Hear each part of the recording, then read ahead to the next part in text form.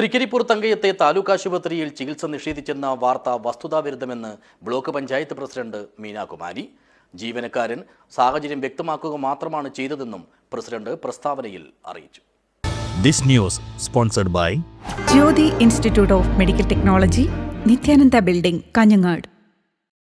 താലൂക്ക് ആശുപത്രിയിൽ 24 മണിക്കൂർ സേവനത്തിന് ആവശ്യത്തിന് ഡോക്ടർമാരില്ലാത്തതാണ് നിലവിലെ പ്രധാന പ്രതിസന്ധി. ഇപ്പോൾ വൈകിട്ട് 5 മണി മുതൽ രാത്രി 11 മണി വരെ മാത്രമാണ് താൽക്കാലിക ഡോക്ടറുടെ സേവനമുള്ളത്. വിവാദമുണ്ടായ ദിവസം രാത്രി 11 മണിക്ക് 178 രോഗികളെ പരിശോധിച്ച് ഡോക്ടർ മടങ്ങാൻ ഒരുങ്ങുമ്പോഴാണ് ഒരു കുട്ടിയുമായി ആദ്യ കുടുംബം എത്തുന്നത്. ഡോക്ടറുടെ പ്രത്യേക സമ്മതത്തോടെയാണ് ഇവരെ പ്രവേശിപ്പിച്ചത്. ഇത് കഴിഞ്ഞ് രണ്ടാമത്തെ രോഗി എത്തുമ്പോഴേക്കും ഡോക്ടർ OP മുറിയിൽ നിന്നും ഇറങ്ങിയിരുന്നു. കൗണ്ടറിലെ ജീവനക്കാരൻ ഇക്കാര്യം വ്യക്തമാക്കുക മാത്രമാണ് ചെയ്തത്.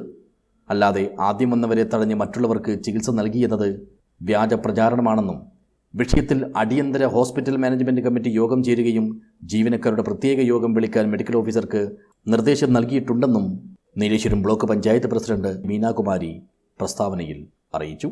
News bureau, Cheruvathur.